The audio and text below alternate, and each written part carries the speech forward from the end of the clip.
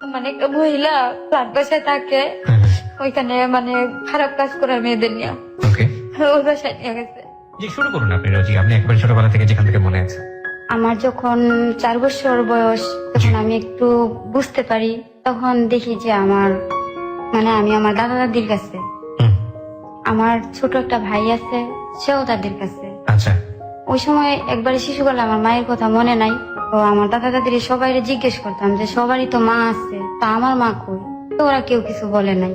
তো না বলাতে কেউ বলতো যে তোর মা মারা গেছে, কেউ বলতো তোমার মা চলে গেছে, কেউ বলতো তোমার মা বেড়াইতে গেছে, আসতেছে, এক একজন এক এক কথা বলতো। হুম, সবাই আমাকে আদর করতো অনেক, মার কষ্টটা বুঝতে দিত না। তো দেখতাম যে আমার ভাইয়াটাও ছোট, হুম, আমি বড়, আমার ভাই ছোট।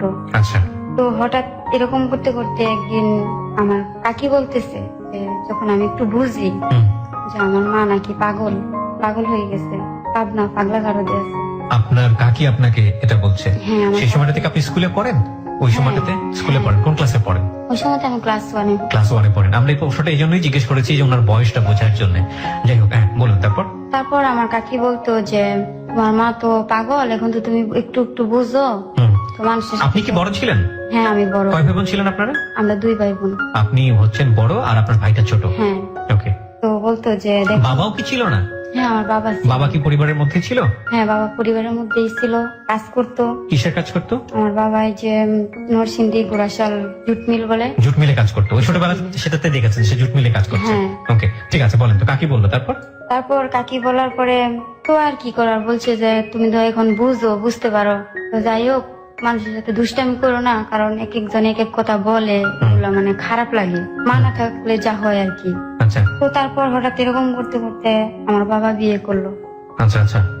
তো আমার বাবা বিয়ে করার পরে যখন আমরা 2টা ভাই বোন আছি, তখন আমার বাবা যে মহিলাটারে বিয়ে করছে হুম। ওনারে নিয়ে অ্যাবর্শন করাইছে, যে ওনার আর ছেলে মেয়ে দরকার নাই।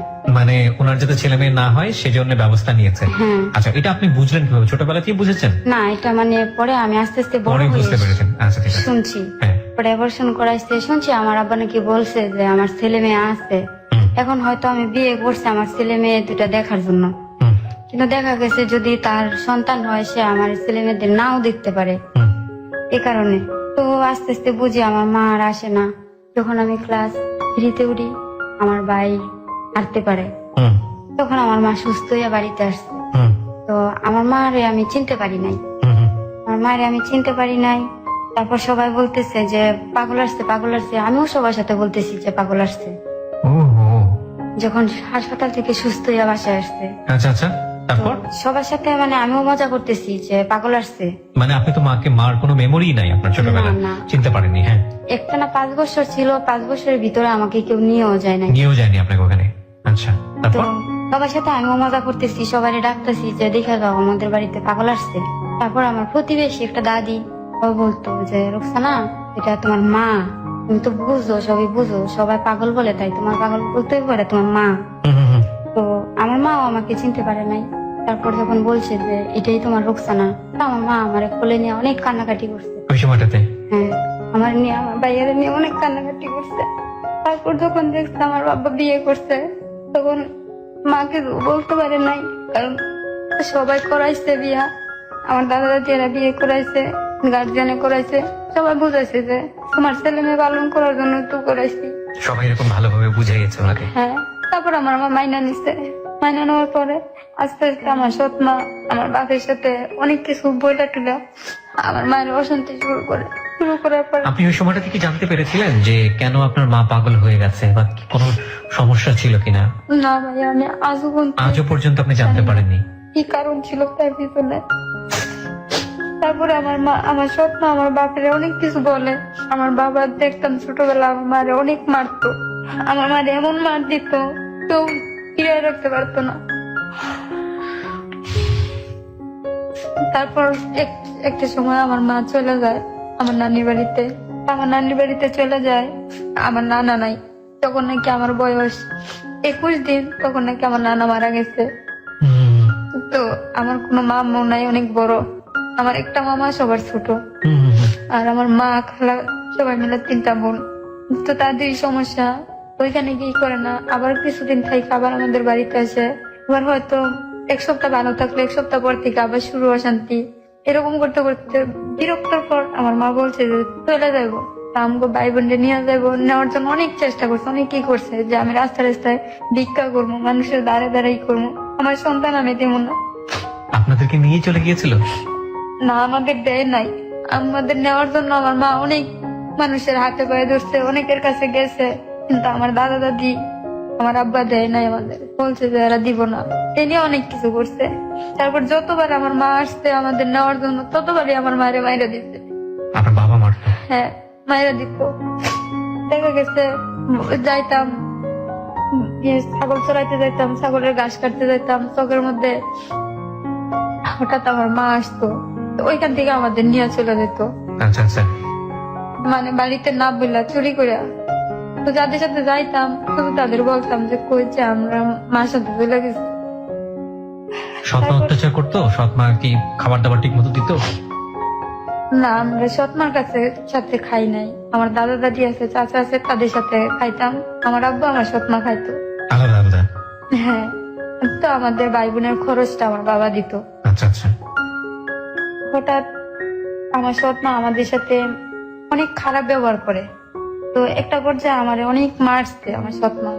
আমার আব্বা বাড়িতে নাই, আমি কারো কাছে বললি নাই তো মারছে। তো আমার প্রতিবেশী একটা কাকি আছে, ওই কাকিটা আমার ছোট কাকার কাছে বলছে আচ্ছা। যে আমি যে বয়ে বাড়িতে যাই না, আমার ডাকতেছে।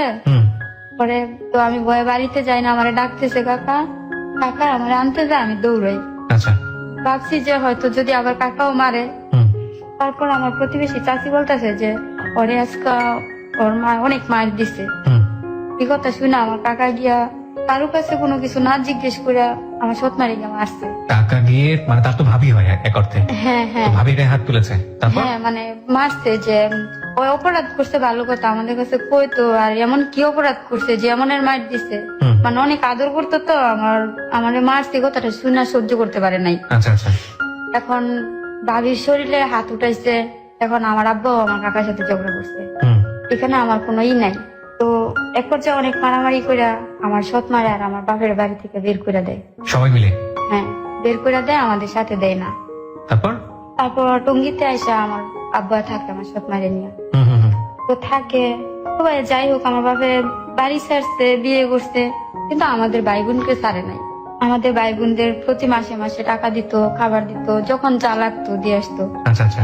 যখন আমি 3 বছর ব্রাক স্কুলে পড়ছি, তো যখন প্রাইমারি স্কুলে গিয়ে ভর্তি হয়েছি ক্লাস 4-এ, তখন আমার আব্বা শুইনা আইসা আমাদের গ্রামের বাজারে দোকান বাকি করে দিত, আপনি ওখান থেকে নিয়ে খেতে পারেন। হ্যাঁ, যে ওরা ভাই বোন যা চায় দিন, যে মাস শেষে আমি টাকা দিব। আচ্ছা আচ্ছা। তো ভাইয়া এমন করে আমার একটা ফুফুস আছে। আপনি বাবার সঙ্গে থাকতে পারতেন তো, থাকেননি কেন? বাবাকে দিত না? না, আমার দাদা দাদি চাচারা দেয় নাই। তারপর আমার একটা ফুফু আছে, আমার ফুফুটা অনেক খারাপ। আমার ফুফুটা আমি বাড়ি থেকে ডিভোর্স করে চলে আসে। আমি যখন ক্লাস 4-এ উঠি তখন থেকে আমাদের বাড়িতে থাকে। আচ্ছা। তো আমি ক্লাস 4-এ উঠার সময় প্রথমে তো আমার কাকারা সবাই অবিবাহিত ছিল। তো আমার 2টা কাকা বিয়ে করে। আচ্ছা।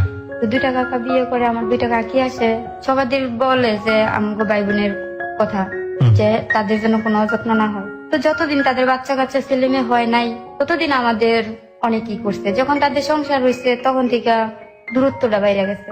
তো আমার ফুপুটা যখন বাড়িতে চলে আসছে তখন আমার আব্বা প্রতি মাসে আমাদের চাউলের বস্তা পাঠাইতো, বাজারে টাকা দিত, করতো। তো দেখা গেছে কি চাউলের বস্তা আমার দাদি তো বুড়া মানুষ পাক করতে পারতো না, আমার বুবু চলে আসছে, আমার বুবু করে, আমার বুবু চুরি করে করে মানুষের কাছে বিক্রি করে দিত, মানে ওর নিজেরই করতো, আয় করতো। তা আমরা বুঝতাম না। দেখা গেছে খাওয়ার সময় মানে আমাদের যে খাবার দিত পেট ভরতো না। একটা সময় আমরা ভাই বোন মানে ভাত পাইছি, তরকারি পাইছি, যাই পাইছি চুরি করে নিয়ে খাইছি। মানে নিজের দাদির বাড়িতে এই ফুপু আসার পরে ফুপুই দিত, ফুপুর দায়িত্বে চলে গিয়েছে? হ্যাঁ হ্যাঁ। আচ্ছা, এর আগে কে দিত? এর আগে আমার দাদি ছিল। আচ্ছা, তো ওই সময়টাতে খাবার দাবার শর্ট পড়তো? হ্যাঁ, চুরি করে খেতে হতো? আমার ফুপু আসার পর থেকে আমরা চুরি করে খাইতাম। আচ্ছা, কারণ মানে পেট ভরতো না? না। দেখা গেছে যেদিন আমার আব্বা বাড়িতে আসতো, আমার আব্বা বাড়িতে আসলে মানে সবার বাজার টাজার করলে, রান্না বান্না করলে সবাই একসাথে নিয়ে বসে খাইতো। তো যদি বলছে অনেক সময় মানে আব্বা গেলে গা ফুপু মারতো, ওই ভয়ে আব্বার কাছে বলি নাই। আচ্ছা।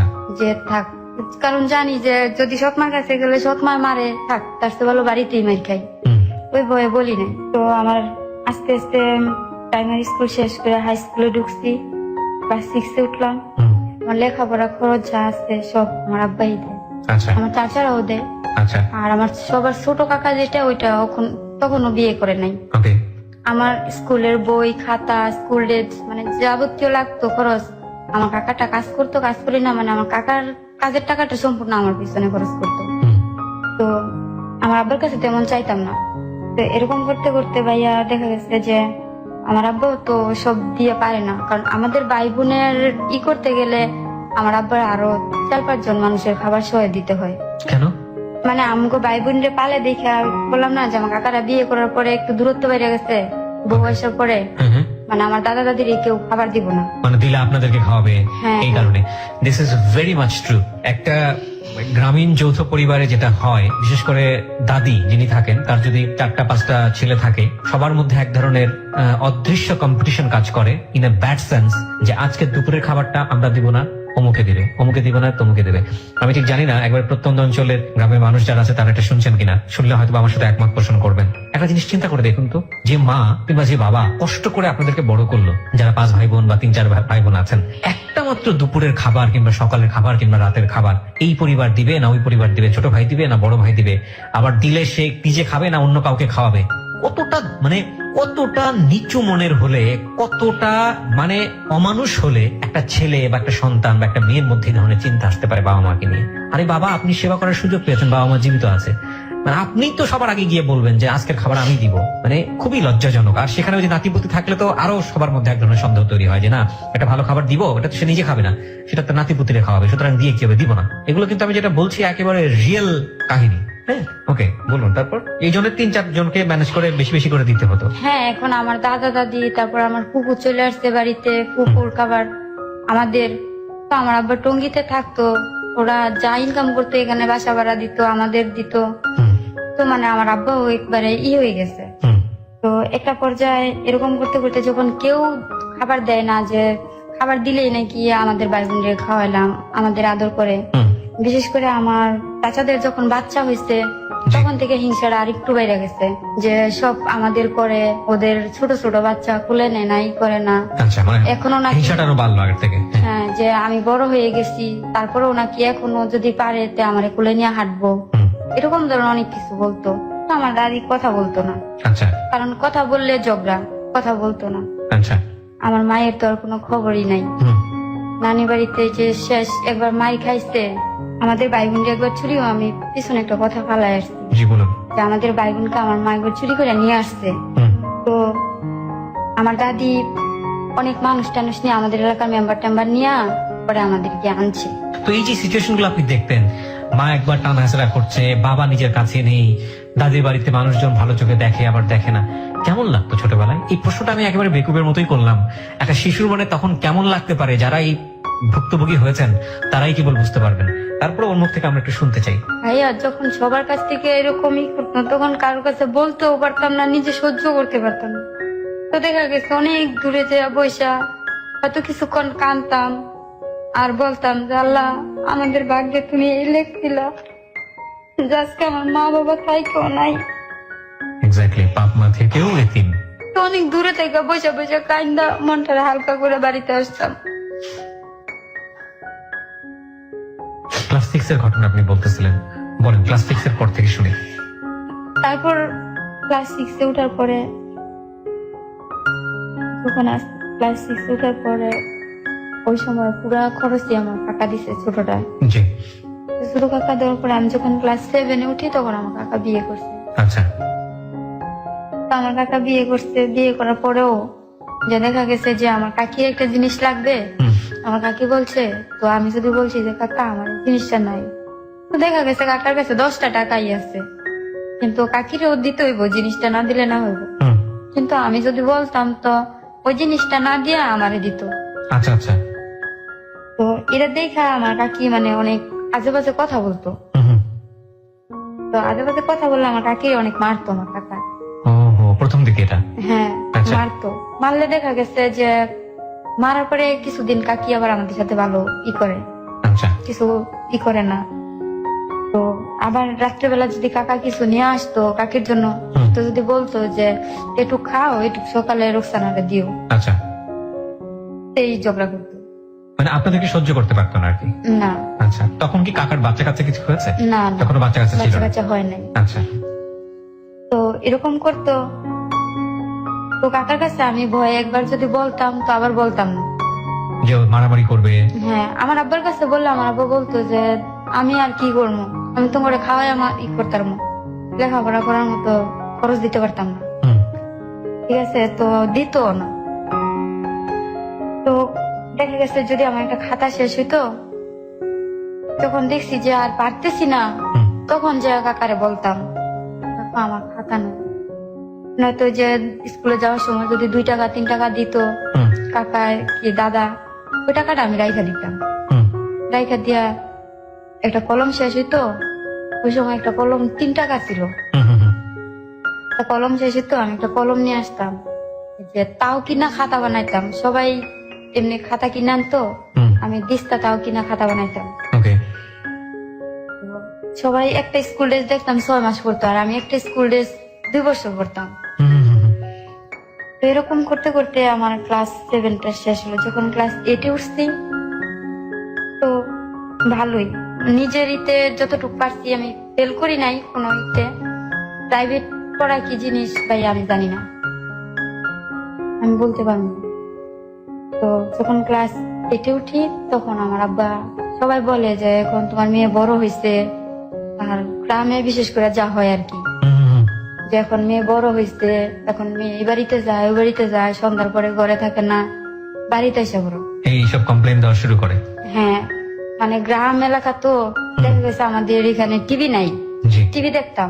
ওই সময় একটা অনুষ্ঠান হতো, ওই যে আলিফ লায়লা, জি, তো ওই অনুষ্ঠানটা দেখার জন্য দৌড়াইতাম। হুম, তারপর যে আমাদের গ্রামে সবার কাছ থেকে 10 টাকা 5 টাকা করে উঠায়া জি, যে ভিডিও না দেখতো সবাই, জি, সিডি। যে হ্যাঁ, তো ওটির মধ্যে যাইতাম দেখতাম। তো এদিনিয়া সবাই মানে বলতো আমার আব্বারে। আচ্ছা, তো আমার আব্বা বলছে যে ঠিকই তো, যে যাই হোক আমার সন্তান। তো আমার আব্বা বাড়িতে এসে পড়ছে। আচ্ছা, আমার আব্বা বাড়িতে এসে পড়ছে, বাড়িতে আসার পরে মানে যখন- আপনাদের জন্য বাড়িতে চলে এসছে। হ্যাঁ, তো দেখা গেছে যে আমার আব্বা বাড়িতে আইসা, তো আমাদের গটর তো আগে সব ভাঙ্গা টেঙ্গা ছিল, এখন আবার গটর উঠাইছে ই করছে। তো আমি কখনো ই করতাম না। তো আমার আব্বা বাড়িতে আসার পর আমি শুধু আমার আব্বার কাছে শুইতে চাইতাম। আচ্ছা, মানে সবাই আমার অনেক বকতো, অনেক বকাঝকা করতো, এমনকি আমার অনেক মারতো এটা নিয়ে, যে বাবার কাছে কেন যাস? যে আমি বড় হয়েছি, আমার লজ্জা নাই, এই নাই সেই নাই। It's a very important thing. বাবার হাতে তো কখনো পানিনি। এবং যখন আপনি ক্লাস 7-এ পড়েন তখনকার ঘটনা এটা না? ক্লাস 7-8, ক্লাস 8-এ। ক্লাস 8-এর ঘটনা। এই সময় যখন বাবার কাছে গেল পিতৃস্নেহ পাওয়ার জন্য, তখন আবার সামাজিক ভাবে তার দিকে, হয়তো সেটা সমাজের দিক থেকে ঠিকই আছে, অন্যরকম একটা সেন্স তার উপর চড়াও হচ্ছে। বুঝুন, একটা মানুষের বেড়ে ওঠার জায়গাটা থেকে, একটা নারীর বেড়ে ওঠার জায়গাটা থেকে কতটা কঠিন হতে পারে যেটা ছিল রোজির শৈশব। প্রিয় শ্রোতা, আমরা সবসময় একটা কথা বলি, যে সিচুয়েশনে, যে পরিবেশে শিশুকে আমরা বড় করছি, সামহাও তার ক্যারেক্টারের মধ্যে, তার চরিত্রের মধ্যে এবং তার চিন্তা ভাবনার মধ্যে সেই পরিবেশটাকে সে অ্যাডপ্ট করে, এবং এটার রেজাল্ট তার জীবনে পড়ে। শুধুমাত্র তার জীবনে পড়ে না, তার চারপাশের যে পরিবেশ আছে সেই পরিবেশের উপরে পড়ে, কারণ সে সেভাবেই অ্যাক্ট করতে থাকে। তারপর হ্যাঁ, তখন আমার আব্বা বাড়িতে আসার পর মানে আমি আমার দাদিকে ছাড়া আমার ঘুম আসতো না। হুম, আমার দাদিকে ছাড়া আমি কারো কাছে শুইতাম না। হুম, যতক্ষণ আমার দাদি আমার পাশে না শুইতো ততক্ষণ আমি শুইতাম না, আমার দাদির সাথে সাথে হাঁটতাম। হুম, হুম, হুম। তো আমার আব্বা আসার পরে আমি আর কারো কাছে যাই না। আচ্ছা, তো আমি জানি যে আমার জায়গা দিব না। হুম, তো কি করতাম, আব্বার সাথে ঘুমানোর জন্য মানে সন্ধ্যাবেলায় যে শুয়ে ঘুমের ভান করে থাকতাম, আচ্ছা, যে হয়তো যদি ঘুমাই থাকি বলবো যে থাক ঘুমাই গেছে, ডাকাডাকি করলো মানে আমি উঠতাম না, আচ্ছা, আচ্ছা। যে বুঝাইতাম যে আমি ঘুমাই গেছি। মানে বাবা ডাকলেও আপনি যেতেন না? না, আমার আব্বা বলতো যে আচ্ছা থাক, শুয়ে থাক। আচ্ছা, আচ্ছা। তো আমার সৎ মা মানে বাবার কাছে গিয়ে আপনি থাকতেন, কিন্তু কেউ ডাকলেও আপনি বাবার কাছ থেকে উঠতেন না? না। আচ্ছা, তো ট্রেনে উঠছি, এসএসসি পরীক্ষা দিছি। হুম, হুম, ওই সময় ভাইয়া মাঝখানে একটা কথা বলি, যে আমার প্রতিবেশী একটা কাকা ডাকতাম, জি। আমার একটা শালা আসতো, আমরা মামা ডাকতাম, দুষ্টামি করতাম। তো উনি ডেলি প্রতিদিন আসতো, বিকাল দিকে আসতো, তো আসলে মানে ওই সময় কি প্রেম ভালোবাসা এই কিছু বুঝতাম না। কে আসতো যেন? মানে আমার কাকার শালা, কাকার শালা। আচ্ছা ঠিক আছে। হ্যাঁ প্রতিবেশী কাকার শালা। হুম। তো আসতো, তো প্রতিদিন বিকালে আসতো, আমরা দুষ্টামি করতাম, মামা ডাকতাম। তো কাকার শালা তো মামা, যে আমার চাচাতো বোন আছে ওর মামা ডাকে, তো আমার বোন মামা ডাকলাম মামা না, মামা ডাকতাম। তো এরকম করার পরে ভাইয়া ঘটনা হয়েছে, আমাদের প্রতিবেশী একটা চাচাতো ভাই আছে, সে আগে বিয়ে করছে। আচ্ছা। ঠিক আছে, সে একটা বিয়ে করছে, তার একটা বাচ্চাও আছে, তারপর বউটা সে ছেড়ে দিছে। তো বউটা ছেড়ে দেওয়ার পরে দেখতাম আমার দাদার সাথে আসতো আমাদের বাড়িতে, তো হুম। আমরা দুষ্টামি করতাম। তো হঠাৎ আমার বিয়ের প্রস্তাব দেয়।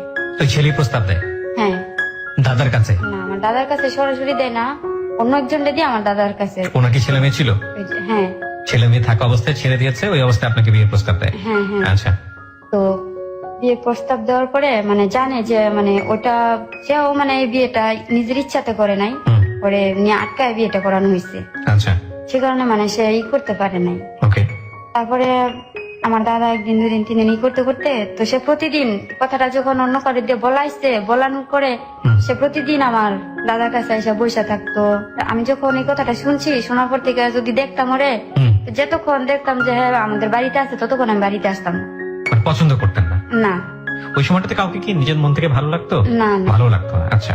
ক্লাস, আপনি এসএসসি পরীক্ষার পরের কথা বলছেন এটা? হ্যাঁ, হ্যাঁ। আচ্ছা ওকে। তো সারাক্ষণ স্কুল নাই কিছু নাই, সারাক্ষণ ঘুরতাম, খেলতাম, খাইতাম। তো যতক্ষণ দেখতাম হ্যাঁ আসতো, হুম। ততক্ষণ আমি বাড়িতে আসতাম না। সেই আমাদের বাড়ির পিছনে একটা অনেক বড় একটা বন আছে, ওই বনের মধ্যে যাই সবাই মিলা এই যে দাঁড়িয়ে খেলতাম। হুম। সন্ধ্যার পরে বাড়িতে আসতাম। তারপর আমার দাদা আমার কয় যে হ্যাঁ, পড়াতে পড়াতে আমার দাদারে ফালাই দেয়, আমার দাদারও দাদিরও। তো হ্যাঁ রাজি হয়ে যায়, রাজি হইয়া আমারে কয়। তা আমি তো এটার মধ্যে কোনো সময় রাজি না। হুম। তো এর মাঝখান দিয়ে আমার সৎ মা ওটাই কি যে আমি এর সাথে প্রেম করছি, আমি এর সাথে প্রেম করছি, কারণ হ্যাঁ আমার বিয়ে করতে না পারলে হ্যাঁ ফাঁসি দিয়ে মরে যাবো, বিষ খাইবো, কারণ আমি বিয়ে করবো নাকে, রাজি নাকে। মানে যে ছেলেটা এসে এরকম করছে, আপনাদের বাড়িতে কাজ করে দিচ্ছে, সেই ছেলের সঙ্গে এই ধরনের কথা বলে হ্যাঁ আপনার আমার সৎমা? সৎ মা। আচ্ছা। যে না তো প্রতিদিন হ্যাঁ বইতে, অথচ আমি মনে হয় তার সাথে ভালো করে কোনোদিন কথাও বলেননি? কথা বলেননি। আচ্ছা। তো এরকম করার পরে তো আমার দাদা দাদি বলতো যে আমার নাতিটা ছোট থেকে পালছি, তো এদের আবার অনেক জায়গা জমিন ছিল, হুম। ঠিক আছে, আমাদের তুলনায় অনেক ছিল। আচ্ছা। তো গ্রামের মানুষ যা বুঝে আর কি, যে ঘরের ভাত খায় আর কিছু না হোক অন্তত 3 বেলা আমার নাতি পেট ভরে এখন ভাত খাইতে পারবো, আচ্ছা। আমার দাদা দাদি ওটা বলতো। আচ্ছা। তো বলার পরে যাই হোক একটা পর্যায়ে মানে হ্যাঁ সবার ইয়েতে গ্রামের পর্যন্ত, হুম। পরে একটা পর্যায়ে রাজি হইলাম। আপনি রাজি হয়ে যান ওই লোকটাকে বিয়ে করার? হ্যাঁ একটা পর্যায়ে রাজি হইলাম। ওই লোকটার নাম কি ছিল? আমার নাম মন্না। মন্না ছিল। আপনার চেয়ে বয়সে কত বড় ছিল? আমার সে বয়স মনে হয় 8-10 বছর হবে। 8-10 বছরের বড় হবে। আগে একটা বিয়ে করা ছিল এবং ওই সংসারে বাচ্চাও ছিল। কয়টা বাচ্চা ছিল? একটা একটি বাচ্চা ছিল। ছেলে না মেয়ে? মেয়ে। মেয়ে ছিল। কত বছর বয়স? ওই মেয়েটা হওয়ার 1 মাস না 2 মাস পরে বোটা ছেড়ে দিচ্ছে। মেয়েটা কি আপনার এই ভদ্রলোকের সঙ্গেই ছিল নাকি না। নিয়ে গিয়েছিল? নিয়ে গেছে। নিয়ে গিয়েছিল। তো সবাই মোটামুটি জোরাজুরি করাতে আপনি রাজি হয়ে গেলেন? হ্যাঁ একটা পর্যায়ে মানে আমার দাদি দাদা অনেক কান্নাকাটি করে যে তোর সারা জীবন অনেক কষ্ট করছস, অনেক কি করছস, মানে এই ছেলের কাছে গেলাম তো 3 বেলা খেতে পারবি। হ্যাঁ যার কিছু না পাস অন্তত 3 বেলা ভাত খেতে পেট ভরা, আচ্ছা। ঠিক আছে। তো এটি করে আমার আব্বা কিন্তু রাজি না। আচ্ছা। তা আমার আব্বারে আমার সৎমা যখন ভুল বুঝাইছে যে আমি প্রেম করছি আর বিয়ে দিত নাকে, তখন থেকে আমার আব্বু আমার আর দেখতে পারে না, আচ্ছা। ঠিক আছে। তো কি করবো, রাজি হয়েছি, বিয়ে দিল। তো ভাইয়া 5-6 মাস ভালো সংসার করছি, হুম। এখন সবাইতে মাইনা নিছি, কি করবো। হুম। আর এমন তো না যে আমি কারোর সাথে প্রেম করতাম, কারোর ভালোবাসতাম, যার কারণে আমার কোনো অমনীতি কি। হুম। তো 5-6 মাস ভালো থাকার পরে 5-6 মাস পর থেকে সে আমারে মানে অনেক টর্চারিং করে, যে আমার বাপের বাড়ি থেকে এটা দেয় না, হিটা দেয় না। হুম। ওই যে 5,000 টাকা যৌতুক দেওয়ার কথা ছিল, 5,000 টাকা? আচ্ছা। 5,000 টাকা যৌতুক দেওয়ার কথা ছিল, ওই 3,000 টাকা দিচ্ছে, 2,000 টাকা পাওনা ছিল। আচ্ছা। আমার বাবা বলছে যে পরে দিব। তো এটা নিয়ে অনেক কথা বলতো। তো ওই সময় আমার একটা বেবি কনসেপ্ট করি আমি। হুম। হুম। তো যখন শুনছে যে আমি বাচ্চা হবে, তখন আমার আব্বা আমার বাড়িতে নিয়ে আসছে। আচ্ছা। বাবা কি তখন সৎমাকে নিয়ে দাদার সঙ্গেই থাকতো? হ্যাঁ বাড়িতেই আচ্ছা। থাকতো। এখন মানে আমার আব্বা বিয়ের পরে মানে আমার কষ্ট হইব দেখা, বাজার তো মানে আমার স্বামীর বাড়ির সাথেই বাজার, আমার স্বামীর বাড়ি পার হয়ে আমাদের বাড়ি আসতে হয়। তো আমার আব্বা বাজার করলে দুটা মাছ কিনলে একটা মাছ আমার জন্য কিন্তু একটা বাড়িতে নিয়ে আসতো। আচ্ছা, মানে মনে হয় না ভাইয়া আমি সংসার করছি ঠিক আছে, আমার স্বামীর রোজগারের টাকা মনে হয় না আমি খাইছি, মানে সবসময় বাবাই দিয়ে আসতো। সব আমার বাবারটাই। তো এরকম করার পরে যখন শুনছে, তো আমি তো বুঝতে পারি নাই যে আমার বাচ্চা হয়েছে। হুম, তো আমার শাশুড়ি শুনে বলতো মানে যে কার বাচ্চা কিসের বাচ্চা আমরা শুনছি না, মানে এত গ্রামের মধ্যে কি নিয়ম, হুম, হুম, এই বাচ্চা বলে বলে কি এই শাশুড়ি গিয়া আমার বাপের গিয়া হলুদ দিত এই করতো। তা আমি জানি না বুঝি না। তা আমার আব্বা নিয়ে আসছে, কয় যে যেমন সেটাও মানে তাদের অনেক শখ একটা নাতি।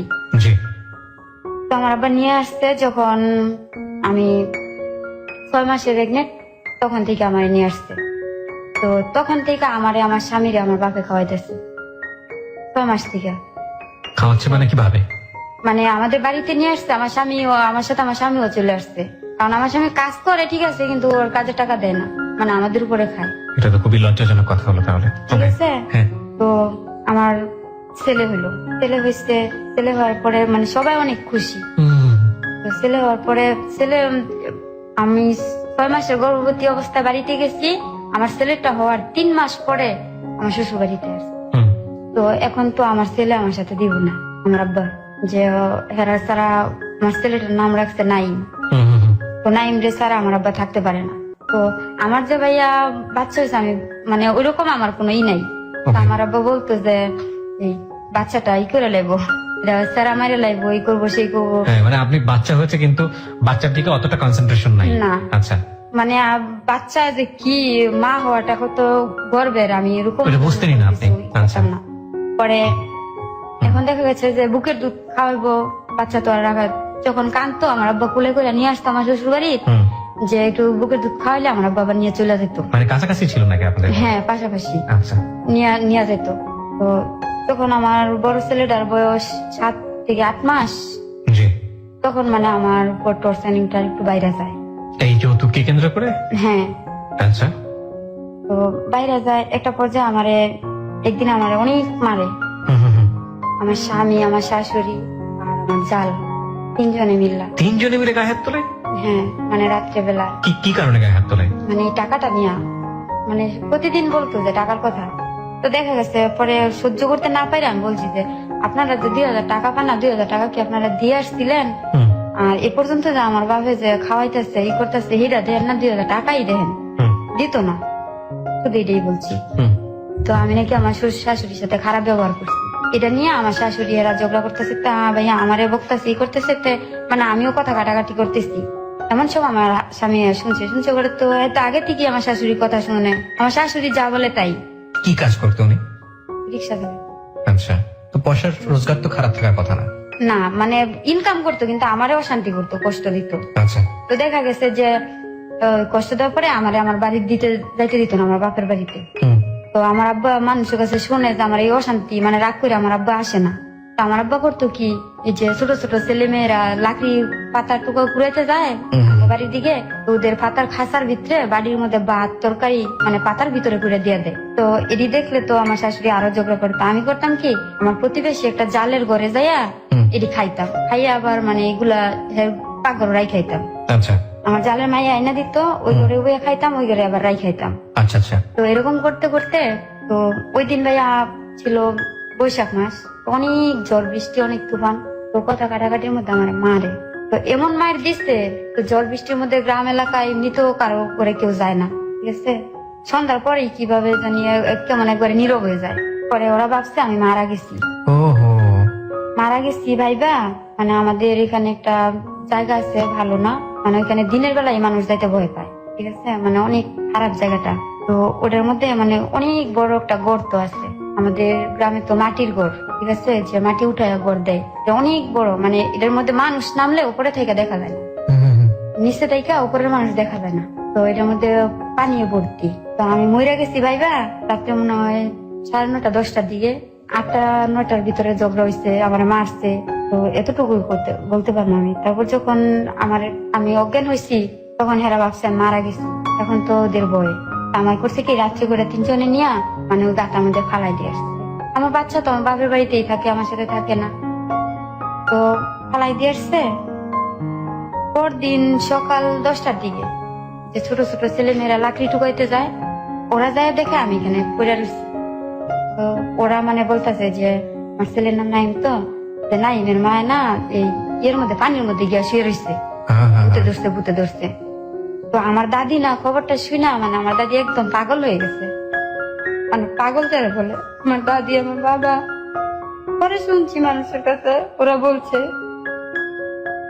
যে ওরা কি করছে, আইসা আমার আনছে আমাদের নরসিংদী হাসপাতালে ভর্তি করছে, সদর হাসপাতালে। 2 দিন পরে আমার জ্ঞান ফিরছে। ওরা এই কাজটা করেছে মূলত যাতে করে আপনি যদি মরে যান তাহলে আপনার উপরে দোষ চাপাতে পারে। হ্যাঁ, বলবে যে আমারে মানে ভূতে ধরছে, এই করছে, মানে ওই জায়গাটা ভালো না। তো তো ওরা ওরা করতেছে কি, ওরা বলছে আমার বাপের যে কালকে রাত্রে নাকি আমি আমাদের বাড়িতে গেছি, যে এই তো কইছে নাইম রে, নাইমের অসুখ নাইম আনতে যায়, আমরা কি জানি। নাইম মানে আপনার ছেলে? হ্যাঁ। তো আমি সুস্থ হওয়ার পরে সব বলি খুইলা বলার পরে আমার আব্বাও কইতাছে যে থাক, যা হয়েছে এই পর্যন্তই শেষ, তোরেও আমি পালমো, সেরাও আমি পালমো।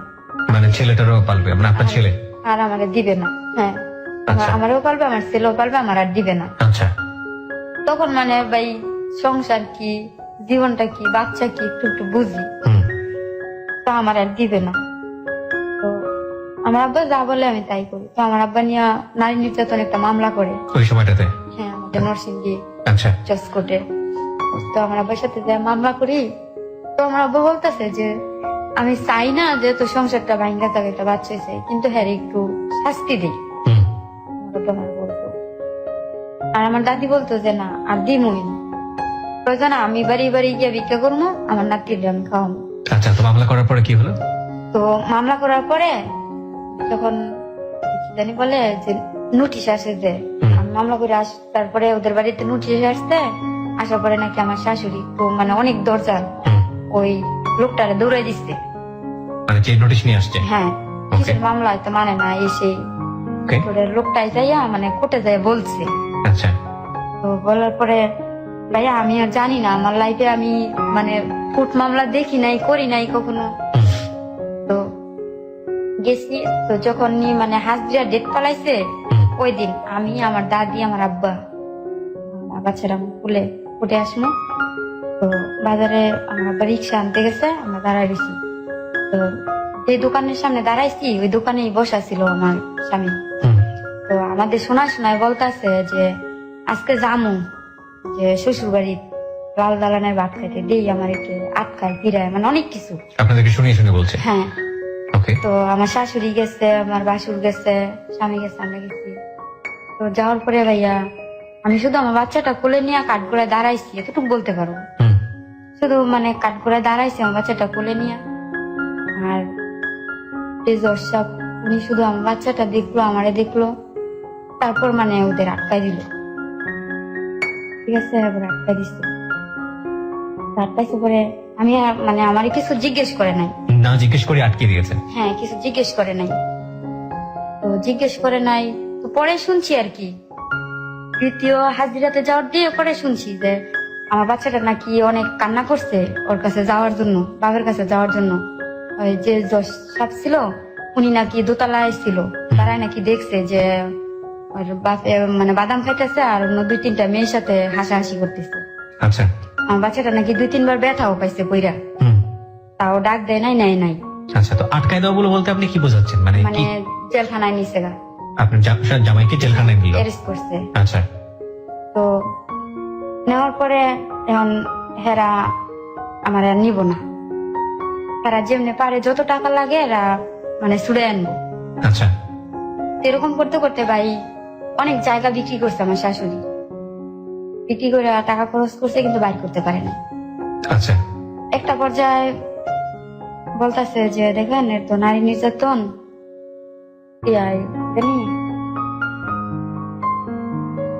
কি জানি মা ও শিশু মামলা না কি জানি মামলা। আচ্ছা আচ্ছা ঠিক আছে, হ্যাঁ মামলার নাম না বললেও চলবে। হ্যাঁ, তো ওর বউ ছাড়া এই মামলাটা দাবি হইতো না, মানে আপনি গিয়ে যদি ছাড়াই নিয়ে আসেন তাহলে ছাড়াতে পারবেন, ওরা ছাড়তে পারবে না। নাতে পারবো না। আচ্ছা, তো আমার আব্বা বলছে যে ঠিক আছে পরে বার করে আনবো, কারণ আমার মায়ের নামে কও যে কতটুকু জায়গা লিখে দিত। আমার আব্বা বলতেছে হুম, কারণ এরা জায়গা লিখে দিব না, অথচ আমার আব্বা যতটুকু জায়গার কথা বলছে হুম, তার সাথে মানে 3 ডাবল জায়গা ওরা বিক্রি করছে। আচ্ছা, তো যখন এক পর্যায়ে পারে না তখন আমার বাচ্চারা অনেক কান্দে, বাপের জন্য অনেক কান্নাকাটি করে। হুম, তো একদিন জেলখানায় যাই দেখার জন্য, ঠিক আছে, যাওয়ার পরে জেলখানার মধ্যে অনেক কান্নাকাটি করে। আচ্ছা, তো কান্নাকাটি করার পরে আমার মায়া লাগে, তো বাচ্চাটাও কান্দে, হ্যাঁ কান্দে, থাক। মানে জামাইও কান্নাকাটি করছে। হ্যাঁ, তো ভাবছি যে ভাই জীবনে বাপ মা থাকা সত্ত্বেও বাবা মার আদর পাইছি না, আমার মতো কি আমার সন্তানও। তো ওই কথাটা বাইতে বাড়িতে কারো কাছে না বললে আমি আমার শাশুড়ির সাথে পড়তে যাই, যাইয়া তো আপোষনামার মধ্যে আমি সিগনেচার করি যে আমরা মীমাংসা হয়ে গেছি, হুম, স্বামী স্ত্রী মিলে গেছি। আমি সাইন করে দেওয়ার পরে মানে ওরা জামিন দেওয়া দেয়। হুম, হুম, হুম। যে কথাটা আমার বাপে শোনার পরে মানে আমার বাপে আরো অনেক রাগ, কেন তুমি করলা এটা? হ্যাঁ, যে তোরে মাইরা ফালাই দিছে, হ্যারে জাস্ট একটু শাস্তি দেওয়ার জন্য করছি, তোরে তো কইছি না যে একবারে দিতাম না। হুম, অনেক রাগ। হ্যাঁ, জেলখানাতে আসার 1 সপ্তাহ পরে আমার মামা শ্বশুর আইসা আমাদের নিচ্ছে, আচ্ছা, নেওয়ার পরে ও জেলখানাতে বের হওয়ার 2 মাস পরে আমি আবার প্রেগনেন্ট। মানে কনসিভ করেন আবার? হ্যাঁ, জেলে ছিল কতদিন? 3 মাস। 3 মাসের মতো জেলে ছিল। আচ্ছা, তারপর তো জেল থেকে আসার 2 মাস পরে আমি আবার কি হই, কনসিভ করেন? হ্যাঁ, তখন আমার বাপের বাড়ি, আমার বড় ছেলে তো বাপের সাথেই থাকে, দেয় না, হুম, ওর টেনশন করি না। হুম, তো দেখা গেছে একটা উসিলা পাইছে আমি নাকি ই করবো। তারপরে আসার 2 মাস পরে আমি আবার দ্বিতীয় বাচ্চা ই করি, করার পর দেখা গেছে আমার মানে আমি আমার সংসারটা গুছাইতে চাইতেছি, জি, কারণ সে একটা সূত্র ধরছে আমার জন্য, জমি বিক্রি করছে, এই করছে সেই করছে, মানে ওরা যে ই করছে আমি যে বলতাম মানে মাঝে মধ্যে ভয় দেখাইতাম যে আমি কিন্তু মামলা উঠাই নেই, জি, আমার অশান্তি করলে মারলে আবার যাম। তো এরা যে মানে একবারে আপোষনামা দিয়ে দিচ্ছে ওইটা আর আমি জানতাম না, ঠিক আছে, মানে একবারে করে মামলাটা উঠাই নিয়ে আসছি। হুম। আপনি কি মামলা একবারে তুলে নিয়ে আসছিলেন? মানে আমি জানতাম না, ওরা বলতো যে জামিন নামা, কিন্তু আলটিমেটলি আপনি সাইন টাইন করে একেবারে মামলাটা তুলে দিয়েছেন, যাতে আর মামলা নাই। মানে ওরা ওরা ওই কাজটা করেছে, ওরা করছে, কিন্তু আপনি আমার ভাবে সাইন বলছে করে যে দিয়েছেন। জামিন নামা তুমি সই দিলে তোমার মামলা থাকবো, তুমি খালি খালি কোনো রকম জামিনই যাবে। বাইর করে নিবা। আচ্ছা আচ্ছা, মাসে কিন্তু মাসে। আলটিমেটলি মামলাটা উইথড্র করে নিয়েছেন আপনি। হ্যাঁ, ওকে, সেটা আপনি বুঝতে পারেননি, আপনাকে কারসাজি করে আপনার কাছ থেকে তুলে হ্যাঁ, নিয়েছে। হ্যাঁ। ঠিক আছে, তারপর? তো তারপরে ওই আমার আবার অশান্তি করে, তো বারবার তো আর মামলা করা সম্ভব না, হুম, কারণ নিজের কাছে একটা ই লাগে। তখন আর মানে বাবার কাছে যাই মানে কারো কাছে আর বলতেও পারি না যে আমার এরকম করে। হুম, তারপরে হ্যাঁ কাজ করে না, একদিন আচ্ছা। কাজে গেলে 2 দিন কাজে যায় না, 2 দিন গেলে 3 দিন কাজে যায় না, Okay. বাজার টাজার আনে না, মানে অনেক কষ্ট। ওকে, আমি মানুষের বাড়িতে কাজ করি, কাজ করে যাই করি। হুম, তো আমাদের এলাকায় নতুন একটা ফ্যাক্টরি তৈরি হচ্ছে, তা আমি ফ্যাক্টরিতে চাকরি নিই। আচ্ছা, ফ্যাক্টরিতে চাকরি নেওয়ার পরে কিসের চাকরিটা? যে স্পিনিং মিল, স্পিনিং মিল, মানে গার্মেন্টস এর চাকরি? হ্যাঁ চাকরি নেই ভাইয়া, বেতন মাত্র, কাজ তো আমি আগে কোথাও কাজ করি নাই, হুম। 970 টাকা বেতন। ওই কনসিভ করার অবস্থাতেই? হ্যাঁ, আচ্ছা, তো মানে ওই সময় বুঝি নাই যে আমি কি করছি, তারপর যখন বুঝতে পারছি তখন কি করবো, এটা নিয়েই আমি কাজ করি, হুম, ঠিক আছে। তো এটা নষ্ট করার জন্য অনেক ই করছি, 2 দিন হাসপাতালেও গেছি, যাওয়ার পরে মানে যতদিনই বলছি যে আমি এটা রাখবো না, হুম, হুম, ততবারই মানে আমার বড় ছেলেটা অনেক অসুস্থ হয়ে যায়, আচ্ছা আচ্ছা, ঠিক আছে। তারপরে বাদ দিছি যে থাক, তা আছে ভাগ্যে, আর করবো না, একটার জন্য আমি 2টা হারামো, পরে আর করি নাই। তো মানে এদিকটা ওই করছে কি যে এটা ওর না, এই বাচ্চাটা তার না, মানে আপনার জামাই মনু না কি যেন নাম ছিল? মন না। মুন্না, মুন্না আপনার সেকেন্ড বেবিটা অস্বীকার করছে যখন বেবিটা পেটে। হ্যাঁ, আচ্ছা। এই বাচ্চাটা তার না, আমার শাশুড়িও বলে, তাইও বলে যে বাচ্চাটা তার না, মানে স্বীকারই করে না, আমার অনেক টর্চারিং করে। কমপ্লেক্সিটিটা কোথায় গিয়ে দাঁড়িয়েছে প্রিয় শ্রোতা, একবার চিন্তা করে দেখুন। তারপর? তারপর মানে ওরা বলতেছে যে আমি জেলখানায় ছিলাম, বাচ্চাটা আমগোনা এই সেই ওরা কোনো কোডের কোনো ইগো মানে উকিল টুকিলের ঠাকুর সাথে ই করে যাইয়া আমার জেল কাটাইছে, অনেক বাজে মন্তব্য করতেছে। আচ্ছা। তো আমিও বলতাম, তর্ক করতাম যে ঠিক আছে তাহলে হিসাব করো, আপনারা সবাই হিসাব করেন, দেখেন দেখেন আমার বেবিটা আসলে তার কিনা হিসাব করে। যে দেখেন ওই কতদিন জেলখানায় ছিল আর জেলখানাতে বেরোনোর কতদিন পরে আমার বেবিটা হয়েছে, আপনারা ই করেন করে এটা নিয়ে অনেকদিন তর্ক বিতর্ক চলতো। তারপর মাঝখান দিয়ে কই থাক, ওরা যখন অস্বীকার করে যে এটা হ্যাগো না, এই কারণে আমি আর বেবিটা নষ্ট করবো না, ঠিক আছে। মানে আপনি জেদ চেপে গেল আপনার। হ্যাঁ, যে ওরা যখন বলতেছে যে এটা অন্য লোকের মানুষের, ঠিক আছে আমি আর এটা নষ্ট করবো না। ওকে। আমি আমার বেবিটা রাইখা দিলাম, আমার বেবিটা নিয়েই আমি কাজ করি। তো যেদিন নিয়ে আমার বেবিটা হইব জি ওই দিনও আমি কাজ করি, সারা এসিড ডিউটি করে সকাল 6টা বাজে ডিউটিতে গেছি, 2টায় আসছি। 2টা বাজে ডিউটিতে আইসা রান্না বান্না করে গটর গুছায়া মানে রাত্র এসব নামাজের দিকে যায় আমার বেবিটা হয়। ওকে ওকে। এটা কি মানে আপনার স্বামীর বাসাতেই হয় নাকি? হ্যাঁ, মানে আমার দাদি ওরা বলছিল আমার আব্বা তো আর আমার সাথে তেমন কথা বলে না এই ব্যাপারে, রাগ কইরা এমনি সবই দেয় আমারে, কিন্তু আমার সাথে বেশি কথা বলে না। ওকে। আমার খোঁজ খবর সবই রাখে। তো ওরা আমার বাড়ি থেকে আমার দাদি রে করে সবাই বলছে আমার বাড়িতে নেওয়ার জন্য। জি। তা আমি রাগ করে যাই নাই, যে বলছে যে এটা হেগর না, ওকে। আমি বাড়ি যাবো না। ওকে। তা আমাদের ভাইয়া তেমন ঘর ছিল না, অনেক ভাঙ্গা একটা ঘর ছিল। তো সবাই বলতো যে এই ঘরে ডেলিভারি হলে কি হয় না হয়, কেমনে থাকবি? আমি বলছি যা হোক, তবু আমি এখানেই থাকবো, আমি এনেই থাকবো, যাবো না। ওকে। আমার শাশুড়ি অনেক বকাবাদ করতো আমারে, ঝগড়া দিত যে এই আমি যাইতাম না কি লেগে এসে। আমি বলছি যে আমার ইচ্ছা। আচ্ছা। তো একটা পর্যায়ে মানে ওরা আমার বাপের বাড়িতে বুঝতে পারে নাই যে আমি এই রাগ করে যাই না, ঠিক আছে। তো আমার দাদি বলতো যে তাইলে তোর যদি ডেলিভারি হয় তে আমরা কি প্রতিদিন দৌড়ে আইয়া তোর কাজ করে দিতে পারবো? তা আমি বলছি যে থাক, আমার কাজ আমিই করতে পারবো, ওকে। আমার কাজ আমিই করবো, তাও আমি যাইতাম না। আমার আব্বা ভাবছে যে মনে হয় আমার আব্বার সাথে রাগ করছি আমি। লাস্ট পর্যন্ত আমার আব্বাও আসছিল আমার নেওয়ার জন্য, আমি যাইনি। ওকে। তো আমার শাশুড়ি করছে কি যে আমি কেন আমার বাপের বাড়িতে যাই নাই। তো ওই দিন যেদিন আমার বেবিটা হইব, আমার বড় ছেলেটা আমার সাথে ছিল। জি।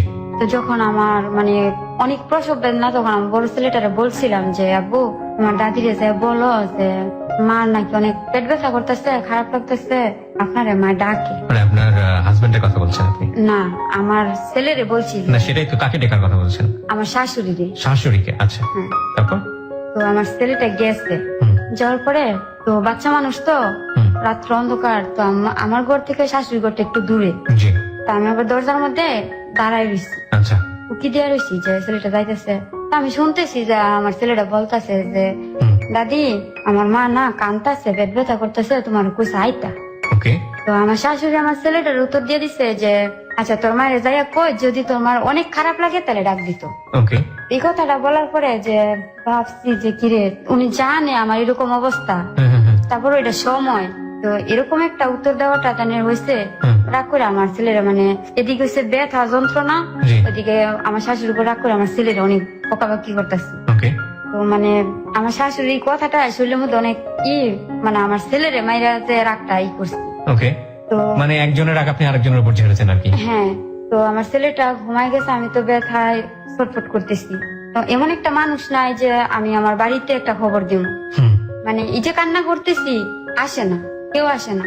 তো না আসাতে হঠাৎ আল্লাহর অসীম রহমত, মনে করেন আমার বাচ্চাটা খালি করেই হইল, ঘরে কেউ না, আমি একাই।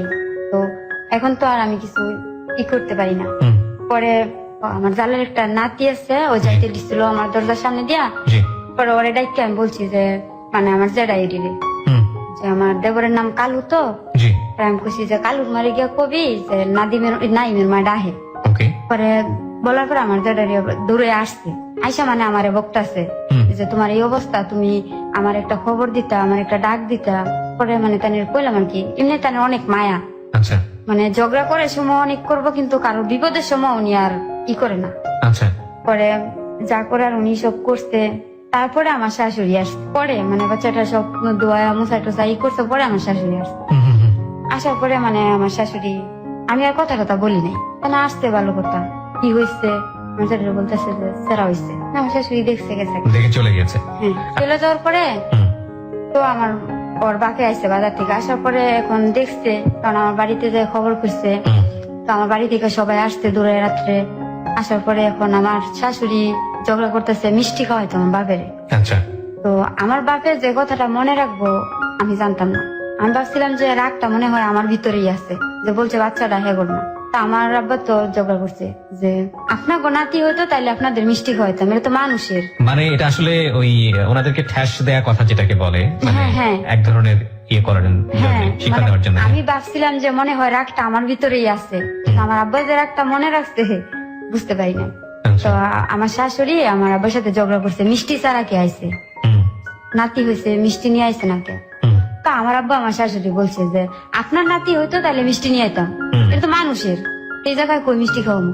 আমি তো আরো আসছি যে না আপনারা আমার মাইয়ারই আমার গলায় ঝুলাই দেন, ওকে। তো এইখানে আবার মিষ্টি কোথায়, তেরে নিয়ে চলে গেছে। তা আমার শাশুড়ি আমার বাবার সাথে ঝগড়া করছে। তো ঝগড়া করছে পরে এক পর্যায়ে আমার বাবা বলছে কয় কে আপনি নিজেই তো স্বীকার কইছেন আমার মায়ের মারছেন, অশান্তি করছেন, হুম। কম করছেন মায়ের ঘুরতে, এখনো তো স্বীকার করেন না। আচ্ছা। তো এই পর্যায়ে গেল, যাওয়ার পরে বাচ্চাটা আস্তে আস্তে বড় হইলো, ওর নাম রাখা হইলো নাদিম। হুম, তো আমি আবার কাজ করি, আমি চাকরিটা ছাড়ি নাই। আচ্ছা, তো তখন আমার ডেলিভারি হয়, 1 মাসের জন্য ছুটি আনছি। আচ্ছা। স্যার আমার ছুটি দিচ্ছে, বেতন দেয় নাই কিন্তু চাকরিটা রাখছে। হুম, হুম, তো 1 মাস পর থেকে বাচ্চাটা মানে তখন তো আর নাইট ডিউটি করতে পারি না, জি। তখন আমি স্যারের কাছে বইলা আমি সকাল 8টায় যাই, রাত্রে 8টায় চলে আসি, ওকে। 12 ঘন্টা ডিউটি করি, যে রাত্রে বাচ্চাটা নিয়ে থাকতে হবে। তো এই অবস্থায় চাকরি করতে থাকি, সারাদিন বাচ্চাটা আমার দাদি রাখে, হুম, হুম, হুম, সারাদিন আমার দাদি রাখে, আমি ডিউটি থেকে আইসা তো রাত্রে যাই বাচ্চা নিয়ে আসি, আচ্ছা। আবার সকালবেলা 8টা বাজে যাওয়ার সময় যে আমার দাদির কাছে দিয়ে আসি। আচ্ছা। সারাদিন যে গরুর দুধ টুধ খাওয়ায় আগলাটা। হুম, তো এইভাবে আমার বাচ্চা বড় হয়, আমি কাজ করি, কাজ করতে করতে ভাই আমি আবার আমার বেবি হয়। অনেকটা কনসেপ্ট করেন আপনি। হ্যাঁ। কিন্তু কোনো ধরনের ফ্যামিলি প্ল্যানিং ছিল না আপনাদের? মানে বলছি না যে ওরকমের কোন মানে সংসারের অশান্তি মানে আমার ছিল না। আপনার দিকে কোনো কনসেন্ট্রেশনই ছিল না? না, আচ্ছা, ঠিক আছে, বলুন। অনেক টেনশনে যে কি করবো। তো সবাই বলে যে অল্প হলো তো লেখাপড়া করছো, এটা কি? তো আমি কইছি যে লেখাপড়া করছি ঠিক আছে, কিন্তু আমার তো সব দিকেরই তো আমার মাথার নাই। হুম। তো যাই হোক আমার বাচ্চা হইলো।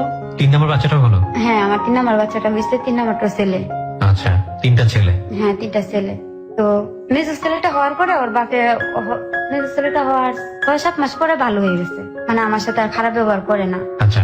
মানে কাজ করে ভালো মতো। হুম, তো দেখা গেছে ওই ভালো হওয়ার পরে বাজার টাজার করে কাজ করে, এমন যাই কাজ করে আমার কাছে আইনা দেয়। হুম, তো জমায়া আমরা একটু মানে আমাদের অবস্থাটা একটু ভালো হয়েছে। জি। তখন মানে থাকার মতো একটা ঘরও ছিল না। আচ্ছা। তো আমি চাকরি করে কিছু রাখছি, ওর বাপের রেন্টে জমাইছি, তারপর আমাদের গ্রামে যে সমিতি করে হুম, ব্যাংক থেকে লোন উঠায়, হুম, এভাবে লোন টোন উঠায়া অনেক বড় করে একটা ঘর দিচ্ছি, আচ্ছা, যে অন্তত আমার ছেলেরা তো ঘরে থাকতে পারবো ঝড় বৃষ্টির মধ্যে। জি। অনেক বড় একটা ঘর দিচ্ছি। তো ঘরে টিভি আনছি, সবই করছি। তো আমার বাসুরে জায়গা বিক্রি করবো, তো আমার বাসুরে জায়গা বিক্রি করবো। এখন আমার তো শ্বশুর নাই, তো সবার লাগে, ওরা নাকি পাইছে কই থেকে জায়গা।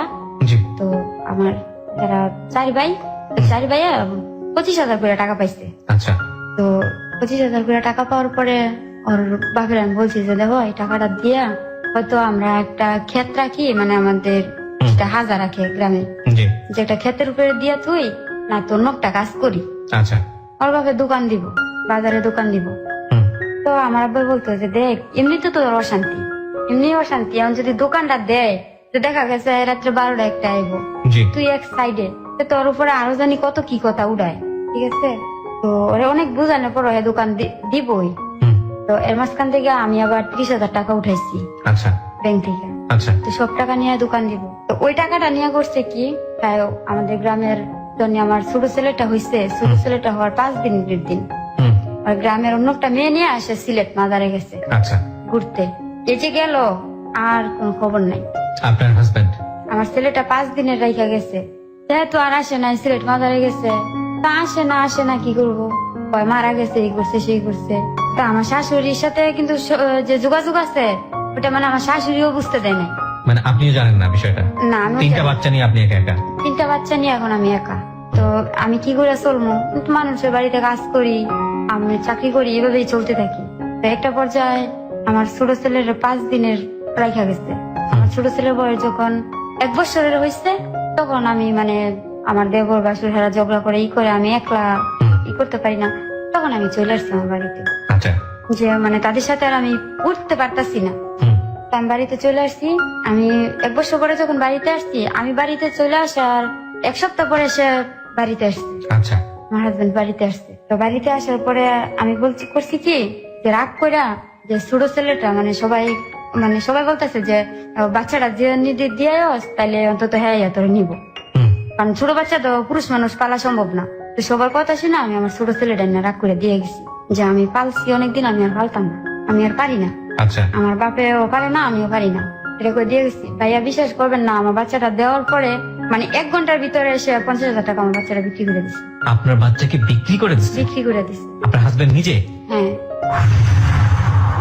তারপর? ও বাচ্চাটা বিক্রি করে দিছে। তা আমি তো রাগ খেয়ে গেছি। তো আমার অনেক অশান্তি থাকলো ভাইয়া, আমার যে 3টা বাচ্চা, সে তো কোনোদিন আমার বাবা আমার 3টা বাচ্চা যাতে কোনো খারাপ ব্যবহার করে না, আমার বাচ্চাদের এত আদর করে। মাঝে মধ্যে যদি রাগ করে আমি কি করি, তা আমার বাবা আমারে বহে চেহারা কি করছে। আমি কখনো মানে আমার শাশুড়ির সাথে ঝগড়া করে আমার বাচ্চারা যদি রাইকা বাড়িতে গেছি, তা আমি বাড়িতে উঠতে পারছি না। আমার আব্বা বলতো যে হ্যাঁ কি অপরাধ করছে, চেহা করে রাইখাইছসকে, এটি তোর ভবিষ্যৎ। যদি ঝগড়া করে আমার বাপের নিয়ে যেতে পারছি আমার বাচ্চাগুলা, তাহলে আমার বাপে আমাদের টাকা দিছে, বাড়িতে না তো দিছে না। আচ্ছা। তো বাচ্চাটা তারপর বাচ্চাটা বিক্রি করে দিচ্ছে। আমি তো দিয়া বাড়ি যেয়ে বয়ে বলি না কারো কাছে যে আমি বাচ্চা দিয়ে আসছি।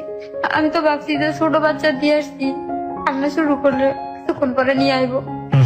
পরে আমার দাদি বলতেছে যে আমার ছোট ছেলের নাম রাখছে সুজন। আমার দাদি বলতেছে সুজন কই গো, আমি কথা বলি না, আমি ঘরে যাই কান্দি। তারপরে হঠাৎ কেনা জানে বাজার থেকে কইতেছে যে বাজারে যে কাগজ করতেছে, কাগজ করে লিখিত করে দিয়ে দিচ্ছে। ওরে করতেছে কয় রুকসানার ছোট ছেলেরা দেখছি এই জামাই কাজে জানি কাগজ করে দিয়ে লাইতেছে, 50,000 টাকা লইছে। পরে আমার দাদি দৌড়ে গেছে। আমার দাদি দৌড়ায় যাইয়া আমাদের গ্রামের মেম্বার চেয়ারম্যান সবাই দৌড়া আমার ছেলেটা নিয়ে আসছে। তারপর মেম্বার চেয়ারম্যান হ্যাঁ জিজ্ঞাসা করে কয় তা আমারে দিয়ে গেছে, আমি কি করবো, আমি ফালতার মু ছোট বাচ্চা আমি ফালমু, এই বলে নিত না। তারপর আমার বাচ্চাটা নিয়ে আসছে, আসার পরে আমি 3টা বাচ্চা নিয়ে আমার বাপের বাড়িতে তাই কাজ করি। কিন্তু আমার সৎমার অত্যাচার এত বাড়ে যা বলার মতো না। তো আমার বাচ্চারা একটু বড় হয়, দুষ্টামি করে, মানুষের সাথে ঝগড়া করে, এটি নিয়ে আরো অনেক অশান্তি। আমার ছোট ছোট চাচার তো ভাই আছে, তাদের সাথে ঝগড়া করে। তো আমি তো বাড়িতে থাকি না, আমার দাদি আমার বাচ্চা কোলে নিয়ে হাঁটে। আমার দাদিরে আমার ছেলেরা মা ডাকে, এখনো আছে আমার দাদি। আমার ছোট ছেলেটা জানে আমার দাদি ওর মা। তো আমার বাচ্চা কোলে নিয়ে হাঁটে। আমার দাদিরা আমার কাকিরা খাবার দেন না, আমার সাঁজেরা খাবার দেন না। নাতি পালছে যারা জীবন, নাতির ঘরের বুদ্ধি লইয়া পালে। বুড়ির কত তেল হয়েছে, বুড়িটা আরো বিয়া দেব যাবো, মানে অনেক বাজে বাজে কথা বললে। আমার দাদি শুধু কান্দে, কিছু বলতে পারে না। এইসব কিছু দেখা ভাই আমার বাড়িতে ভালো লাগে না, আমি বাড়িতে চলে যাই। বাড়ি থেকে বের হয়ে যান? বাড়ি থেকে বের হয়ে যাই, কারণ আমার জীবনটা এতই এর মধ্যে গেছে, আমি আর লোড নিতে পারতেছি না। কোথায় বের হয়ে গেলেন? বের হয়ে যাই, যে তাদের সাথে চাকরি করতাম, আমি জানি একটা মেয়ের সাথে আমি সব বলতাম আমার কথা। তাই কইতো এক কাজ কর, তোর বাচ্চা দাদি পালে, তো তুই চাকরি কর, এটা কোয়ার্টারে থাক, মিলের ভিতরে কোয়ার্টারে থাক। আমি স্যারের কই তোর ভিতরে একটা কোয়ার্টারের মধ্যে একটা লয়ে দেয়, সিট লয়ে দেয়, কোয়ার্টারে থাকবি, বেতনে টাকা বাড়িতে পাঠাই দিবি, তোর কোয়ার্টারে ভাড়া লাগতো না, তোর খাওয়ার খরচটা টাকাটা বাড়িতে পাঠাই দিবি, আর সপ্তাহে একদিন ছুটি আছে যাইয়া যাই দেখাবি। তো এর বুদ্ধিমত্তা ভাই আমি কোয়ার্টারে থাকে কাজ করি। তো কাজ করার পরে আমি যখন পুরা কাজ শিখা লাইছি, তখন এই যে আমাদের বাবুরহাট বলে, নরসিংদী বাবুরহাট, মানে বাচ্চা কাছে আপনার দাদির কাছে রেখে এসে আপনি কোয়ার্টারে কাজ শিখলেন? ওকে, কোয়ার্টারের কাছ থেকে কাজ করেন আর কি? হ্যাঁ। তো নরসিংদী বাবুরহাট যে বলে, ওইখানে একটা গার্মেন্টস হয়েছে আমার। তো এখানে আমার বেতন 3,000 টাকা। জি। তো ওইখানে নাকি বেতন 5,000 টাকা, হাজিরা গোনা সবকিছু সব টোটালি খরচ মিলা 6,000 টাকা বেতন। তো মানে অনেকেই চলে যাইতেছে আমার সাথে। তো আমি বলছি যে ঠিক আছে তাহলে আমিও যাবো, আমি এখানে 3,000 টাকা পাই, এখানে 6,000 টাকা। না আমি যদি একটা বাসা ভাড়া থাকি, আমার 1,000 টাকা বাসা ভাড়া লাগবো, তাও তখন 2,000 টাকা থাকে। আমি ওইখানে যাই চাকরি নেই, তো একটা রুম ভাড়া নেই 500 টাকা, ছোট একটা বারান্দার রুম, জি যে শুধু আমি থাকতে পারি। তো 500 টাকা রুম ভাড়া। ভাইয়া যে বাড়িতে রুম ভাড়াটা নেই, মানে বাড়ির লিটা এত ভালো, আমার মনে হয় যে উনি আমার মা, উনি আমার এত বুঝায়, এতই করে। এখন আমি আসার সময় ওনার ফোন দিছি, কালাম আমি চাইতেছি আমার জীবন লাইফ স্টোরি বলার জন্য। উনি আমার এতই করতো, উনি নিজে না খাইয়া খাইয়া আমার খাওয়াইতো। আমি বাজার করতাম না, আমি উনার উপরেই খাইতাম। কইতো যে আমার বাচ্চারই দেখা ওনার মায়া লাগতো, আমার জীবনের কথাগুলো শুই না দেখা ওনারে নিয়ে গেছিলাম আমার বাড়ি। যাওয়ার পরে দেখা এসে সব দেখার পরে কইতো ওনারা মাঝে মধ্যে রুম ভাড়া সহ 1,000 টাকা দিতাম মাসে। এমন করে ওনার বাড়িতে চাকরি করে। তো হঠাৎ করে আমার একটা বান্ধবী একটা ছেলের সাথে প্রেম করছে। তো প্রেম করার পরে বিয়ে করব, তো বিয়ে করব, তো ওর সাথে কোর্টে গেছি। আচ্ছা কোর্টে যাওয়ার পরে যে কোর্টের মুহুরি আছে, ওই একটা মুহুরির সাথে পরিচয় হয়। হঠাৎ উনি দুষ্টামি করে, তখন আমি একটা মোবাইল দিচ্ছি। তো দুষ্টামি করে উনি বলতেছে যে তোমার নাম্বারটা দিয়ে যাও। তা আমি দুষ্টামি করে নাম্বার দিয়ে আসছি। ওইখান নতুন মোবাইল নিছি, এমনিতেই শুধু নাম্বার উঠাইতাম, ফোন দিতাম, শুধু শুধু বানায় বানায় ফোন দিতাম। তো ভাবতাম যে ফোনে কথা বলে জানি কেমন লাগে। হ্যাঁ তো দিয়ে আসছি, উনি কথা বলতো, আমি কথা বলতাম, উনি কোর্টের মুহুরি। তো একটা পর্যায়ে মানে তানের সাথে আমার ভালো একটা সম্পর্ক হয়। তো আমার সবকিছু উনি জানে, আমার লাস্টে সবই জানে। জানার পরে সবকিছু যাই না, উনি আমার সাথে মানে একটা অফার করে সম্পর্ক করার। তো উনি কি বিবাহিত ছিল? হ্যাঁ, উনি বিবাহিত ছিল, উনি আপনার সবকিছু জেনেছে এবং এটা খুব স্বাভাবিক। আপনার সম্পর্কে বুঝতে পেরেছে যে আপনার একটা সাংসারিক দুর্বলতা আছে, এটা খুব সহজেই বোঝা যায়। তারপরে উনি অফার করে। অফার বলতে কি, প্রেমের সম্পর্ক নাকি অন্য কোনো ধরনের অনৈতিক সম্পর্ক? না মানে আমার বিয়ে করব, এরকম একটা কথা বলে। আমার বিয়ে করব। তখন তো আপনার ডিভোর্স হয়নি হাজবেন্ডের সঙ্গে? ডিভোর্স কি হয়েছে? হ্যাঁ, আমি পরে ওর বাবার ডিভোর্স দিয়ে দিচ্ছি, ও বিয়ে করছে। মানে না না, আপনি যখন এই সম্পর্কের সঙ্গে জড়াচ্ছেন, মানে এই ধরনের যে আপনাকে মুহুরি অফার করেছে, তখন কি আপনি ডিভোর্স? হ্যাঁ, তখন আপনি ডিভোর্স হয়ে গেছেন? হ্যাঁ, যখন আমার বাচ্চাটা বিক্রি করে ফেলছিল তখনই আপনি ডিভোর্স দিয়ে তখনই divorce। ডিভোর্সটা দিয়ে দিয়েছেন। আচ্ছা বলেন তারপর। তারপরে আমি বলছি যে আচ্ছা ঠিক আছে, আপনি তো সবই জানেন। উনি আবার আমাদের বাড়িতে আসা যাওয়া ছিল, আচ্ছা ওনার আব্বা মুহুরি ছিল, আমার আব্বার সাথে পরিচয় ছিল। আচ্ছা। ছোটবেলা যাইতাম, দেখতাম, ওই সময়তে উনি ই করতো। আচ্ছা তা আমি বুঝতাম না, ওই সময় বুঝতাম না। তো যখন ফোন নাম্বারটা দেওয়া আসার পরে উনি বলতো যে এই ছোটবেলা তুই ই করতেছি, আমার নেদে করে কইতো যে তুই তো আমার পাত্তাই দেস না, ই করিস না, সেই না। তো মানে অনেক কিছু বলার পরে আমি কইতাম ওই ছেলেটার নাম জুয়েল। তো বলতাম যে জুয়েল ভাই, আপনি তো আমার সবই জানেন। আমার যেমন না যে আপনি কিছু জানেন না, আমাদের বাড়ির যা আনায়ন সবই জানেন। পরে কইছে যে সমস্যা কি, তুই চাকরি করবি, তোর খরচ যা আছে আমি দিমু, তুই চাকরি করবি, চাকরি করে তোর চাকরির টাকা তোর ছেলে পালবি। তো অনেক কিছু কইরা তো হঠাৎ একদিন বলতেছে তার সাথে বেড়াইতে যাওয়ার জন্য। তো আমি বলছি আচ্ছা ঠিক আছে, তো ওর সাথে বেড়াইতে যাই নরসিং দিয়ে হাতির দিয়া। পরে শুনতে পারছি যে ওর মামা না, বলছে যে ওর মামার বাড়িতে। পরে শুনছি যে ওই যে সে তো মুহুরি মানে আসে মামলার জন্য, ওর সাথে ওই পরিচয়। তো ওইখানে যে পরিচয় দিচ্ছে যে আমরা স্বামী স্ত্রী, ঠিক আছে। তো ওইখানে রাত্র থাকছি, তার সাথে আমার ফিজিক্যাল রিলেশন হয়ে যায়। হ্যাঁ। ওকে। তারপর ওইখান থেকে আসার পরে ওনার সাথে আর আমার যোগাযোগ নাই। তো মানে যোগাযোগ নাই বলতে মানে ওইখান থেকে আসার পরে আমার আর ফোন টোন দেয় না, আমি ফোন দিলে আর ধরে না। মানে এই সম্পর্কটা হওয়ার পরে আর ফোন দিলে ধরে না? না। আচ্ছা, তো মুহুরি কি বিবাহিত ছিল ওই সময়? হ্যাঁ, আমার বিবাহিত। তো কি বলছিল আপনাকে বিয়ে করবে, কিভাবে বিবাহ করবে? আগের বউটাকে ডিভোর্স দিয়ে বা এরকম কোনো কিছু? না, ওইটা বলছে না, বলছে দেখাইছে মানে আমাদের আর্থিক অবস্থাই, ওদের আর্থিক অবস্থা ভালো, তো দুটো বউ সে চালাতে পারবে এরকম। নরসিংদীর ভিতরে 2টা বাড়ি আছে, 5তলা, মানে সব দিক দিয়েই ভালো। আচ্ছা ঠিক আছে।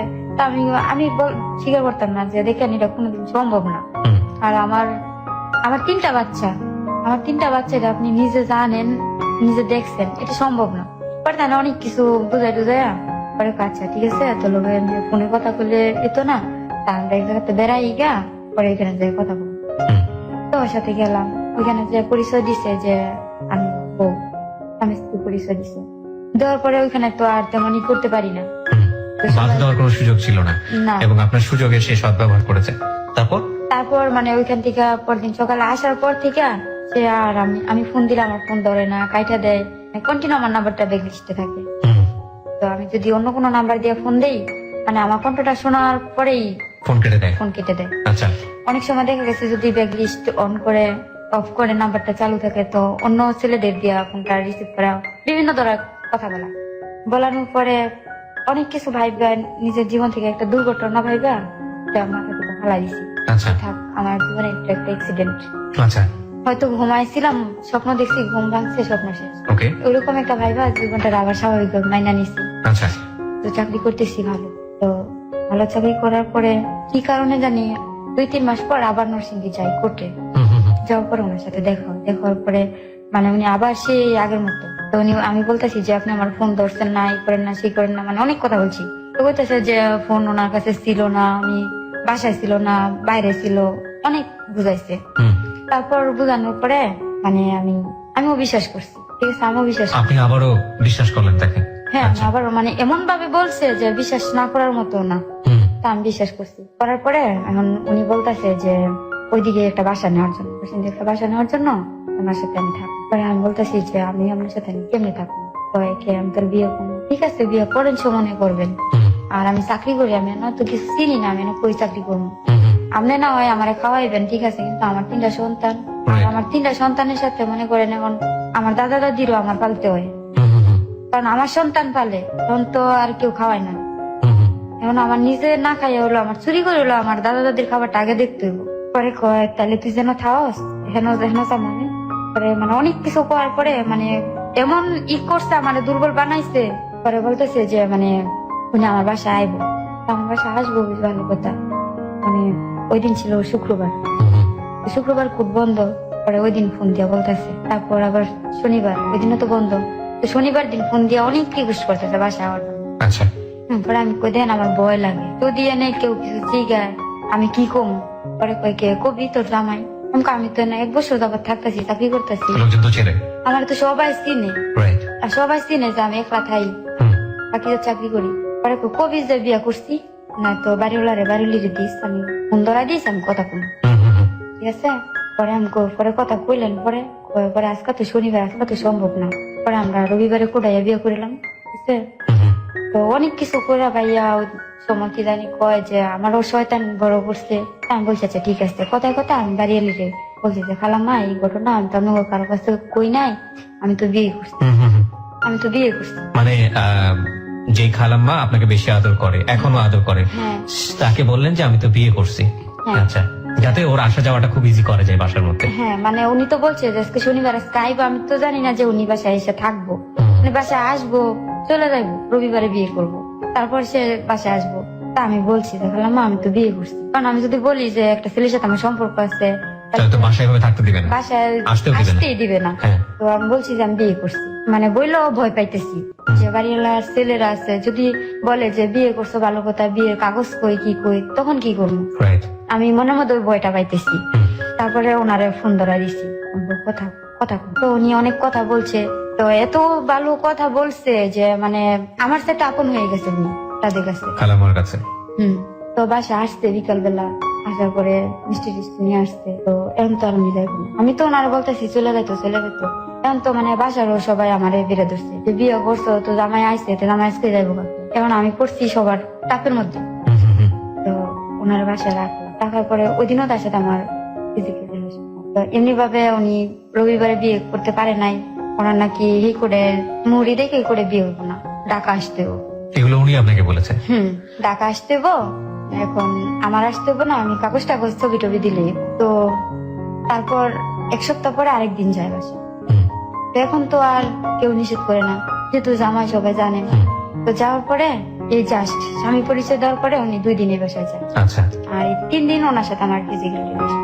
তারপর থেকে আর আমার ফোন ধরে না, ঠিক আছে। তো এক পর্যায়ে মানে আমি ডাক্তারের কাছে যাই, কিছু টেস্ট করানোর পরে দেখি যে আমি প্রেগনেন্ট। My goodness. ঠিক আছে, তো আমি প্রেগনেন্ট। এখন আমার তো এটা নষ্ট করতে হবে, আমার সমাজ তো আমার জায়গা দিব না, কারণ আমার স্বামী নাই। This is the hardest reality of this মানে অফ হার লাইফ। এবং এটা রেডিওতে শুনতে আপনাদের হয়তো বা অনেকে একটু চমকে যেতেও পারেন এই সিচুয়েশনে এসে, বাট এই সমাজের কোনো বিচ্ছিন্ন ঘটনা এটা না। এরকম অনেক রোগী আছে, এরকম অনেক মহুরি আছে হয়তোবা, এবং এরকম এর চেয়েও বেশি অনাকাঙ্ক্ষিত ঘটনা আমাদের সমাজে আছে। যাই হোক, অবাক হওয়াটাই স্বাভাবিক। অবাক জীবনেরই একটা অংশ। বলেন তারপর। এবং এই জন্যই হয়তো আমরা বলি যে life is more than drama. তারপর তারপর আমি প্রেগনেন্ট। এখন তো মানে আমি আর কারো কাছে বলি না, এটা বলার মতো না। জি। এখন নিজে নিজে ওষুধ খুঁজি যে কিভাবে কি করা যায়। আচ্ছা। এখনো তো এগুলো করি নাই, চিনি না, জানি না। তো ভালো লাগে না, কাজে যাইতে পারি না, মানে কোনো কিছুই ঠিক মতো ডিউটিও করতে পারি না। তো আমি বাড়িওয়ালির কাছে বলি, সব খুলে বলছি। এখন সত্যিটা ওনার খুলে বলছি যে অন্তত আমার বাঁচতে হইব। বলছি যে খালাম্মা এই ঘটনা, তো তাই না আমার অনেক বোকাজোকা দিছে, ই করছে, আর বকছে যে ভালো জানছি, ভদ্র জানছি, এরকম। পরে প্রথমে উনি বলতো যে না তুমি বাচ্চা নষ্ট করো না, খোঁজ খবর নেয় না, দেখে তোমার বিয়ে করছে না, বাচ্চা হইলে তুমি বাচ্চা লইয়া সামনে গিয়ে দাঁড়াইবা। উনি বলতো আমার এটা। তো আমি তো জানি যে কি হয়েছে। পরে এক পর্যায়ে আমি সত্যি কথা বলার পরে তো আমি বাচ্চাটা নষ্ট করি। বাচ্চাটা নষ্ট করার পরে আমি বেশ কিছুদিন অসুস্থ থাকি। অসুস্থ থাকার পরে আমার চাকরিটা চলে যায়। আপনি কি ওনাকে জানিয়েছিলেন যে আপনি বেবি কনসিভ করেছেন? হ্যাঁ। উনি কি বলেছিল? উনি আমারে অনেক অভদ্র ভাষায় কথা বলছে যে কার বাচ্চা, কিসের বাচ্চা, মানে ভাষা প্রকাশ করার মতো না। এই জায়গাটায় দুটো জিনিস হতে পারতো। একটা হচ্ছে উনি চাইলে এই বেবিটা নিয়ে মামলা করতে পারতেন কোর্টে, এবং যদি মামলা করতেন তাহলে যে ভদ্রলোক এই কাজটা করেছে, ভদ্রলোক বলাটা ঠিক হবে না, অভদ্রলোক অফকোর্স, তিনি কিন্তু লং টার্মের জন্য ফেসে যেতেন। এবং আইনি বিচার, বিশেষ করে নারী নির্যাতনের যে বিচার, সেটা কিন্তু খুব শক্তিশালী বাংলাদেশে। কিন্তু কথা হচ্ছে যদি মহিলাটা এই কাজটা করতেন, সমাজ তাকে কোন চোখে দেখতো? ধরুন ওই ছেলেটার বিচার হলো বা আদৌ হলো না, অথবা সেই ছেলেটা বিপদের মধ্যে থাকলো, শেষ পর্যন্ত রেজাল্ট কি হতো? সামাজিকতার দৃষ্টিকোণ থেকে মেয়েটার কি হতো? মেয়েটার দিকে সবাই কি দৃষ্টিতে তাকাতো? আর ওই ছেলেটা যদি দুনিয়াতে আসতো, ওই ছেলের জীবনটা কি হতো, কিংবা বেবিটার জীবন কি হতো? এই প্রশ্নগুলোর সমাধান আমাদেরকে কি আইন দিতে পারবে? এই প্রশ্নগুলোর সমাধান তো সামাজিক ভাবেই করতে হবে। সামাজিকতার জায়গা থেকে আমি আপনি কি পারবো ওই বেবিটার দিকে খুব সহজভাবে তাকাতে, কিংবা এই মহিলার দিকে খুব সহজভাবে তাকাতে? সেই বোধ কি আমার মধ্যে আইন বা নিয়ম কানুন জন্মগ্রহণ করিয়ে দেবে? This is really impossible. সমাজের এই জায়গাটায় পরিবর্তন হওয়াটা খুব জরুরি। এবং আমরা প্রথমত চাই না এরকম অনৈতিক ঘটনার জন্ম হোক। আমরা প্রথমত চাই না যে একটা শিশু যদি একেবারে রুট কজ খুঁজতে যায় যে এই যে মেয়েটির আজকে এইরকম একটা দুর্দশা, এই দুর্দশার পেছনে আসলে মূলত কে দায়ী, তাহলে ওর পরিবার, ওর বাবা মায়ের বিচ্ছিন্নতা, ওর মা, যে মা পাগল থাকা অবস্থায় প্রপার ট্রিটমেন্ট হয়তো পেলো, তার ফ্যামিলি থেকে পায়নি, এবং সে অবস্থা তার ফ্যামিলিতে ফিরে আসা, তখন ওর মার কাছে ওদেরকে বড় হতে না দেয়া, ওর বাবার কাছ থেকে ওর আসল মায়ের বিচ্ছিন্নতা, সৎ মায়ের ঘরে অনাদারে বড় হওয়া, এবং একটা পর্যায়ে গিয়ে অপাত্রের হাতে, মানে কুচুর চরিত্রের একজন লোকের হাতে তুলে দেওয়া, এবং তারপরের একের পর একটা ঘটনার সাথে কিন্তু একটা ঘটনা জড়িত, এবং সমাজে সেখানে কি ওর করার কিছুই নেই। যাই হোক, আমাদের বাস্তবতা মেনে নিয়ে সামনের দিকে এগোতে হবে। This is the hardest reality of the society. বলুন তারপর। তারপর আমি বাচ্চাটা নষ্ট করার পরে এখন মানে লজ্জায় বাড়িয়ালির সাথে যে ভালো একটা সম্পর্ক ছিল, ওনার কাছে মানে একটা কিছু চাইতে পারি না। তো আমার ছোট ছেলেটা অনেক অসুস্থ। 1 মাস পরে আমার দাদি ফোন দিছে। ফোন দিয়া বলতেছে যে সুজন যদি তোর দেখতে মন চায় তাই দেখে যাই, তোর টাকা দরকার। সুজন মানে আপনার ছেলে? হ্যাঁ, আমার ছোট ছেলে। একদম ছোট ছেলেটা? হ্যাঁ। তারপর একজনের কাছ থেকে 50টা টাকা নিয়ে আমি বাড়িতে যাই। তো যাওয়ার পরে আমার বড় ছেলে, মেজো ছেলে সবাই দৌড়ে আসছে, মা আসছে। তো অন্য সময় তো যাওয়ার সময় অনেক মজা করে যাওয়ার ফল টল নিয়ে যেতাম। তো ওই সময় তো আমার চাকরিটাই কিছু নাই। তো যখন প্রতি সপ্তাহে বাড়িতে যেতাম, তো এই যে নরসিংদী 5 দোনা বলে, 5 দোনা মোর ফলের দোকান আছে, ফলের দোকান থেকে আমি প্রতি সপ্তাহে ফল টল নিয়ে আসতাম। তো ওই ফলের দোকানওয়ালা মানে ইচ্ছামি টিটামি করতো, দুষ্টামি করতো। তো হঠাৎ করে যে ভাবলাম যে হয়তো ওনার সাথে পরিচয় হয়েছে, সম্পর্কটা একটু ভালো, যেহেতু ভালো কথা বলি, দেখি। পরে আমি বলি যে ভাই আমার একটু উপকার করতে পারবেন? পরে বলে যে ভাই আমি তো কিছুদিন অসুস্থ ছিলাম, আমার চাকরিটা চলে গেছে, আমার ছেলেটা অনেক অসুস্থ, আপনি যদি আমার 500 টাকা ধার দেন, ছেলেটা নিয়ে হাসপাতাল যেত। পরে উনি বললে উঠছে কি যে 500 টাকা কেন, তোমার 1000 টাকাই দিব, আয়ো বেড়াই। আমি আপনার কাছে 500 টাকা চাইলাম, ধার দিতেন, আমার ছেলেটা অসুস্থ, আর আপনি মজা আলবাম যে বেড়াইতে যাবো আপনার সাথে। না, আমার বাবির বাড়ি যাবো, আবার আইসা করুন। আপনার বাবির বাড়ি যাইবেন, আমার নিয়ে আপনার বাবির জিগাইতো না আমি আপনার কি লাগি। তখন যখন কারো কাছেই পাই না, পরে উনি কথা বলছে। পরে তারপর আমি আমার ছেলেরে নিয়ে গেলাম ওনার সাথে। তারপরে ওনার নাকি ভাবি, তো ভাবির বাসায় যাই দেখি আমার মতো আরো 2-4টা মেয়ে। তো দেখলাম উনি ভাবিরে টাকা দিল। ভাবিরে টাকা দিল, এখন ভাবি আমার ছেলেটা কোলে নিয়ে চলে যেতেছে। আমি একা, ভাবি কানবো তো, নিয়ে কই যান, থাক না আমার কোলে। না, আমি যারা নিয়ে দিকে যাই তোমার।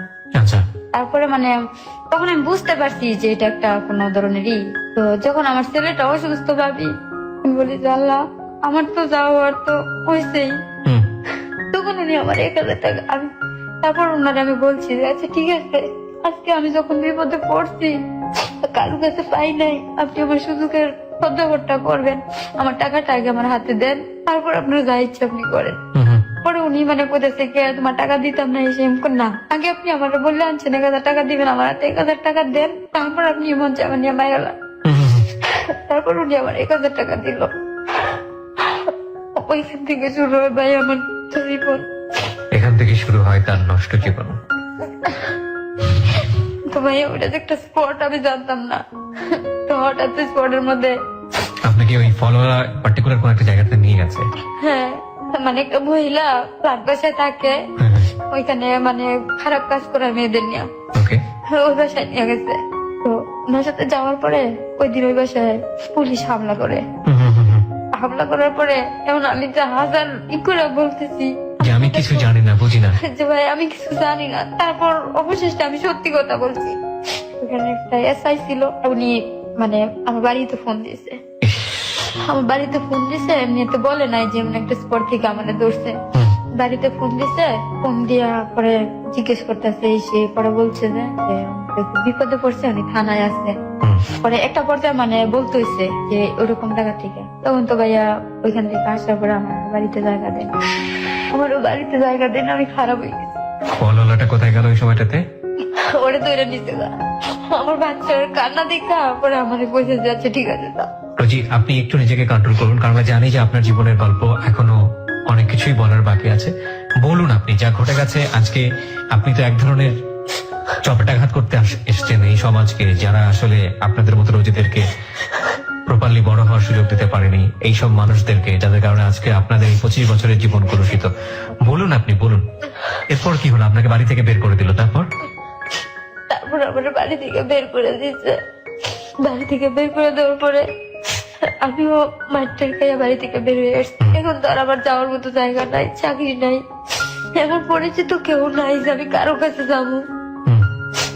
চাও ভাবি যে কোনো আত্মীয় স্বজনের কাছে যাবো, তারপর যখন আমার মনে হয় যে আমার বাড়িতে এতটুকু করছে, হয়তো আমার আত্মীয় স্বজনরাও বলছে যদি এর সাথে বেশি অপমান করে, কোনো আত্মীয় স্বজনের কাছে যাই নাই। তারপরে এমনি করতে করতে আমি সারাদিন ওদিকে আমার কাছে একটা টাকাও ছিল না, আমার কাছে কোনো টাকাই ছিল না। আমি সারাদিন রাস্তা দিয়ে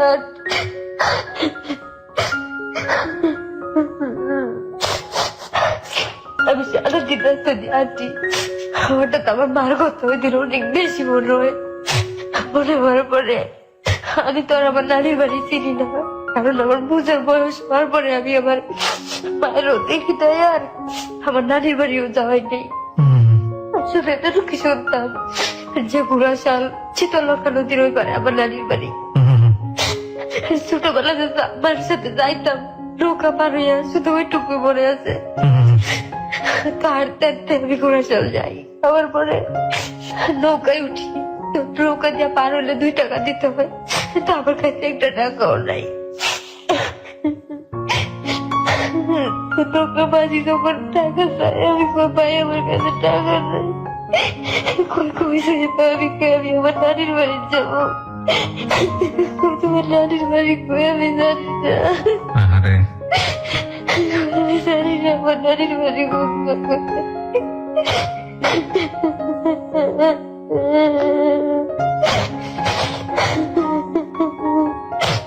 আমি কথা বলার পরে অনেকে অনেক মন্তব্য করতেছে, কেউ বলতেছে কোনো খারাপ শ্রেণী, হয়তো কোনো দিকে চাইছে, কেউ বলতেছে হয়তো কোনো মনের মধ্যে কোনো ইয়ে আছে, কেউ বলতেছে যে ছেলে তোরা যে যা পারছে হয়েছে, ছেলে কিচ্ছু বলি নাই। হঠাৎ মাঝি হইতেছে আমার মামার নাম, আমার মার নাম, নানার নাম, ওদের নাম মনে আছে আমার। আমার মাঝি কোথাছে তোমার নানার নাম কি?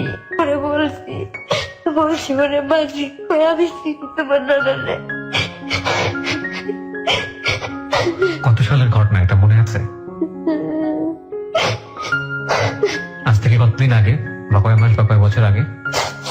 আজ থেকে 6 বছর। 6 বছর আগে পেলেন, শেষ পর্যন্ত পেলেন, নানার বাড়িতে গেলেন? তারপর মাঝি বলতেছে যে তোমার নানা আমার সাথে নৌকা চালাতো, আমার নানাও মাঝি ছিল। আচ্ছা, এরপরে ওই মাঝিটা আমার নিয়ে গেছে। যাওয়ার পরে আমি আমার মায়ের দূরে কান্না করি, আমার মা আমার দূরে কান্না করে, কেউ চিনে না। আমার মা আমার দূরে এত কান্না করছে। মনে হয় আমার এতটুকু বয়সে মনে হয় দিন আমি এমন কান্না কাঁদছি, মনটা খুলে আমার মায়ের গলায় ধরে। যাওয়ার পরে দেখি আমার মায়ের অবস্থা, নানির বাড়ির অবস্থা এখন মোটামুটি ভালো। আমার মা নাকি বিদেশ করে আসছে, বিদেশ করে গেছিল।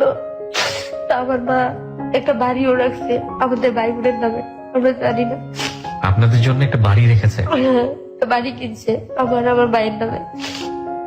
তোমার সাথে থাকছি, তাই মায়ের সব ঘটনা বলছি। বললে আমার মনের মধ্যে একটা জিদ যে আমি মুড়িরে খুঁজে বাইর করবো, যেমনি পারি আমি এর খুঁজে বাইর করবো। আমার ফোন ধরে না, ফোন ধরে না, আমি সারাদিন এর খুঁজি। তো এমন করে আমার নানির এলাকা মানুষ কয় আমার মায়ের নাম শান্তি, যে শান্তির মাইয়া দেখি যে সকালবেলা বাইরে যাবে, সন্ধ্যায় আই অনেক কিছু মন্তব্য করে, অথচ আমি হ্যাঁ রে খুঁজি পাই না।